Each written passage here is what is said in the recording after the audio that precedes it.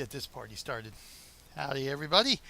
I am BJ Weiler of the Real Millennium Group, and welcome to the premiere episode of Awesome Sauce for Games. Awesome Sauce for Games. Basically, the purpose of Awesome Sauce is that, well, there's no other real purpose than simply as a soapbox for my opinions on something or anything. Whatever happens to irk me or I get really excited about. There is, that being said, there's only one rule I have here. Yeah, just one. Just one rule, and that's get over it. Pretty easy, isn't it? Get over it. Yeah, basically, these are just my opinions, my thoughts, my feelings, what have you. I mean, you can agree, you can disagree. That's entirely up to you. Quite frankly, I don't care either way.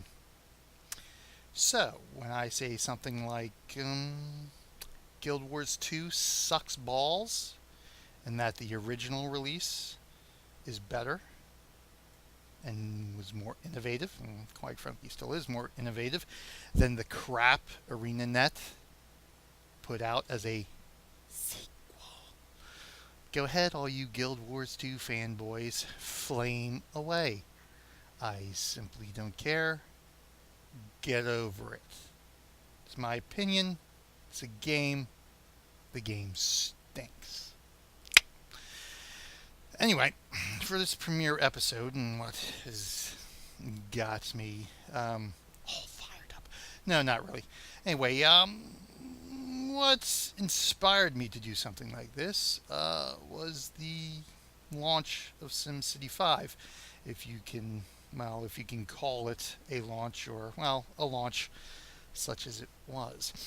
Anyway, we all know what that debacle was. No difference than maybe some, a lot of other MMOs that are actually MMOs. Got news for you. It's not an MMO. Anyway, what really got me thinking here was on the official SimCity Facebook page, which basically since the launch has been taken over by the haters, much to the entertainment of all, except of course EA, Maxis, and the SimCity people, fans. Is that there was a post. Let me bring this up here real quick here. There was a post a couple months ago. At this point, I think, by one Canadian fan. His name is Simon Abbas, I believe. Forgive me if I butcher that. And he, of course, in between all the pages and pages of comments and, QQing and everything else, Simon, he's one of those people who actually have been enjoying the game. So he posted this comment, quote, "Personally, I don't feel robbed. I like the game, and it gives me the escape I need every few hours a week so I can just do something that doesn't require a whole lot of brain power. I do enough of that in my day job, and if you're upset with the game, then don't play it. Bitching about it isn't going to make the designers work any faster. In fact, as human nature goes, the more of a bother you are, the less likely your words, though powerful and perhaps correct, will endeavor someone to not want to help you." End quote. Well, Simon, yeah, I can see you probably don't use a whole lot of brain power all that often. Now, to be honest, I can agree with some of those points. Especially when you take a look at, the constant QQing. SimCity, any game gets during a launch now. Like I said, launches are bugged. Launches are disasters sometimes. Quite frankly, that's just the nature of the business at this point because of the technology in the state it's in.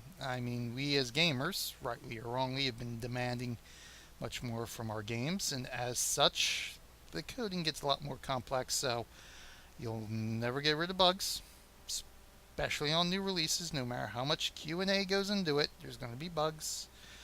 Launches are going to be problematic, especially if the game has online components, and as we have seen, that seems to be the trend lately. Even though you're making a sort of MMO or an MMO that really isn't an MMO, or you just say Diablo 3, which is actually a single player game that had requirements, rightly or wrongly, however you want to look at it, to be online to play. And of course, that hasn't quite turned out so well for the gaming industry.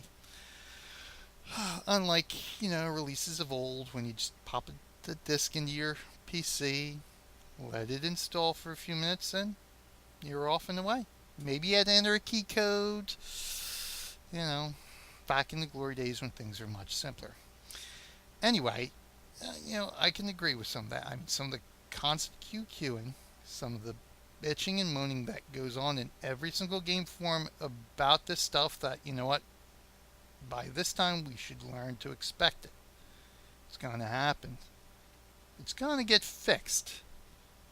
I mean, some of the stuff that says the devs don't care, they're not working, they're incompetent, it's asinine. Get over it. Anyway, getting back on track here a bit. SimCity 5 is not an MMO. Anyway, part of the problem was, in fact, that SimCity is not an MMO. No matter how much Maxis wants to say it's sort of an MMO, Lucy Bradshaw, you're wrong. You're an idiot. Did I just say that? No. Anyway, EA, you're wrong too. Anyway, there was no real good reason for SimCity to have an always online component, except, of course, as it comes up, DRM, but that's a whole discussion for another time.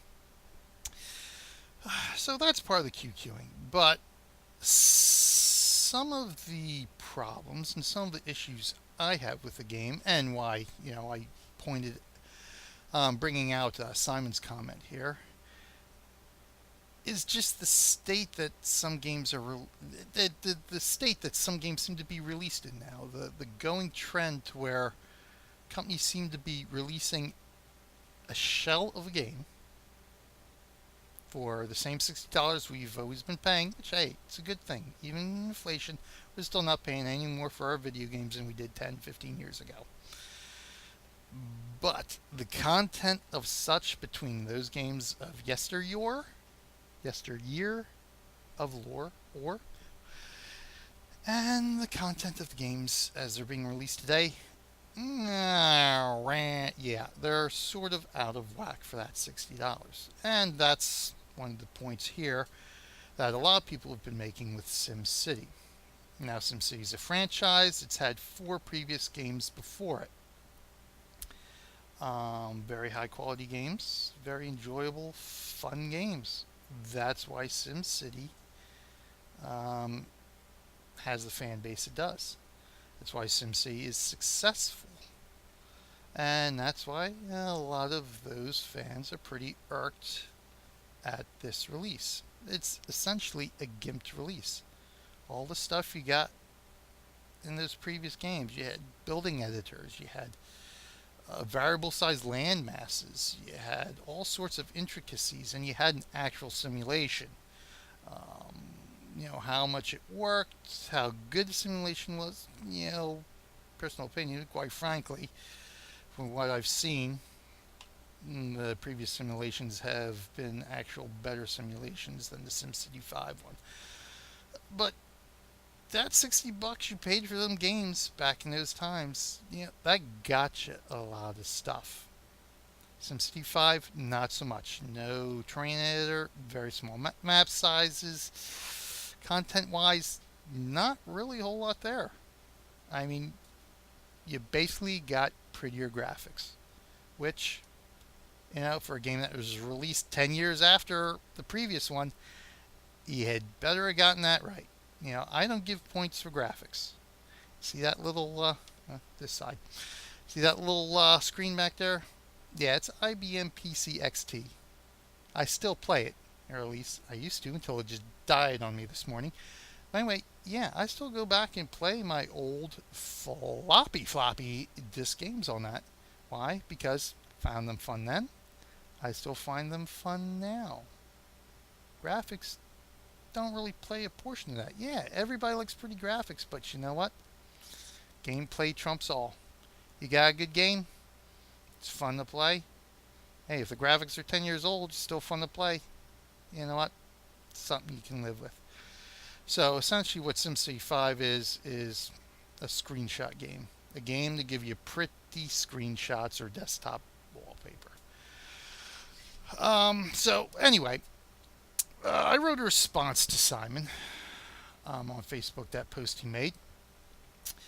And I compared, I made an analogy using theme parks. Basically said, well, okay, great. You don't feel like you're getting robbed. Okay, let's take two theme parks.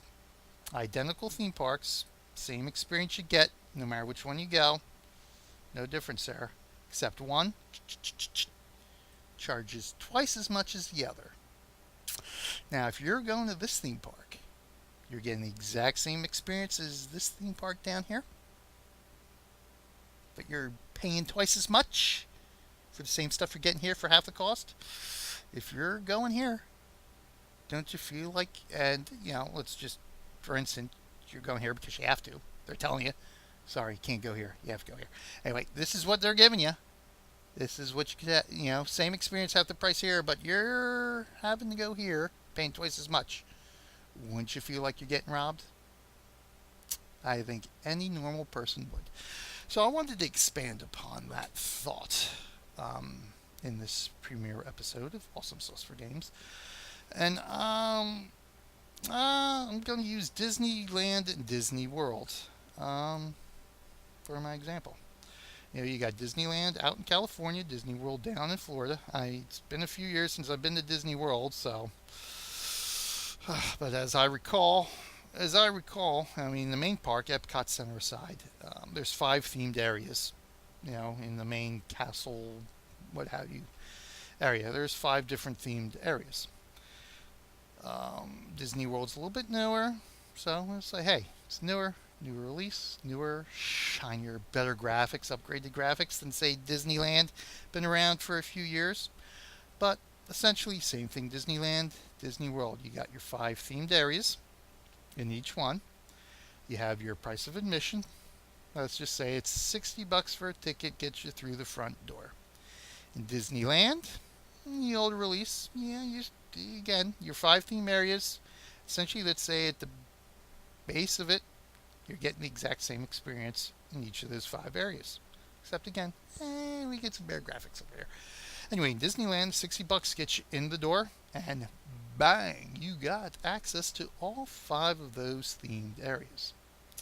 One cost up front, $60 gets you the whole kit and caboodle. And that's the way games used to be, and used to be up until quite recently. And let me take another aside again. Say, I don't mind DLC. I mean, $10 horse armor, back when $10 horse armor was released, it was kind of sketchy price-wise, but you know what?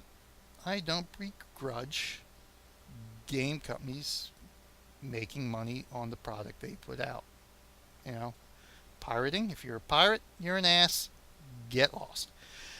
If something's worth my time, if I'm enjoying it, I have no problem paying for it, but it has to be reasonable. DLC, I don't have a problem with DLC. I don't essentially have a problem with day one DLC either. As long as the base game, the full game, doesn't feel like a shell. And if it is a sequel to a franchise, it has to have at least as much of the content and tools and features and what have you as the previous releases. Now, if you've got a release that isn't like that and you have day one DLC, that's a problem. But I don't have a problem with DLC because unlike an MMO, for most single player games and stuff like that don't have a cash shop, or don't have an ongoing subscription. I mean, you've got to maintain life and interest in your game, and DLC does that. I don't have a problem with it. But as I said, getting back to this analogy here, you got Disneyland. You've got your full package, your full access, your full benefit of that $60, getting you all the entertainment, all the fun you can have. Disney World, on the other hand, again, same experience. Maybe the rides are a little bit shinier. The food displays look a little bit crispier, tastier. But essentially, it doesn't matter. You go to Disney World, Disneyland, you're going to end up feeling the same, getting the same experience, having the same fun. However, for Disneyland, again, you've got your $60 entry fee. Gets that ticket through the gate. However, this time at Disney World, unlike Disneyland, you notice that $60 doesn't get you too far. It gets you through the gate, gets you to the first themed area. You're having tons of fun. Just like over there in Disneyland, tons of fun, the themed area. Pretty nice, pretty neat. Entertaining. Hey, you're not at work, right? Anyway, you're done with that one. Okay, time to move on. Let's see what they got in themed area number 2. Oh, wait. You get to the entrance to themed area number 2, and you can't go no further. It's blocked off. It's gated. If you actually want to access theme area number 2, you're going to have to shell out another $10, maybe $20. And then you can actually continue having fun at Disney World. Okay, you say, whatever, having fun so far. Real nice, real shiny, neat. Hey, I'm entertained. Here's $10. I'm on my way to themed area 2. Same thing. Bing, bang, lots of fun you're going through. Hey, let's check on over at themed area number 3. Oh, wait. There's another gate, and there goes another $10. So I guess you can see where I'm going with this. You got Disneyland, $60, 5 theme areas. You get the whole package one cost. Maybe not as shiny, but your experience is going to be the same as over here as the shinier product. That's charging you more. You got $60. You get one area. You want more areas, you got to pay a little bit more.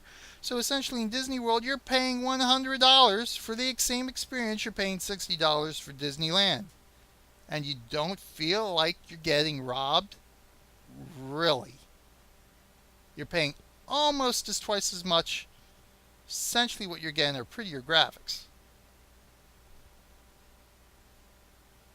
No. Obviously, you are not using a lot of brain power. Anyone in their right mind would feel Disney World, $100. Disneyland, $60. More value for the money. Same experience. I'm getting robbed over here. Any sane person would feel that way. But for some bizarre reason, that just does not happen in the gaming world. Some reason, at this point, gamers just, they don't make that correlation, and I personally don't understand it. I mean, more and more games are being released with less and less content, less and less features. We're still being charged the same price for them. I understand inflation. Yeah, you gotta make money. Sometimes you gotta make cuts, but it's at the point now where it's basically you're getting half of what you used to for that dollar, and getting charged more and more on top of that. So it doesn't you know relatively speaking, the cost could be 4 times as much now. That is not quite kosher to me, especially since a lot of these features and stuff doesn't it's not really costing the developer a whole lot more time, a whole lot more expenses for these features, yet they're charging an arm and a leg for them for you to finally get the full package. Doesn't make sense. And until we as gamers stand up and say, you know what, we're not going to deal with it anymore, stop supporting these kind of products that come out, it's just going to keep happening. It's just going to keep getting worse. I mean, Like Simon said, if you don't like something, don't buy it. I in the end, I mean, all the complaining you do won't change a damn thing. And if you don't like something, you don't support it. I don't care how much you're looking forward to the next Bioshock, how much you're looking forward to the next Dragon Age. I mean, if they're going to be released and you're actually going to have to pay extra to use guns in Bioshock, excuse me, or pay extra to get a sword in Dragon Age, you know what? No matter how much those games might put out, otherwise good content, entertaining content, there's something wrong. That's bad business model, and we should not support it because it's only going to keep getting worse. I mean, literally, at some point, it will come to the point where you will buy an RPG game and you will have to pay for each individual weapon you want to use. Already, I think there's an MMO that's sort of following that business model.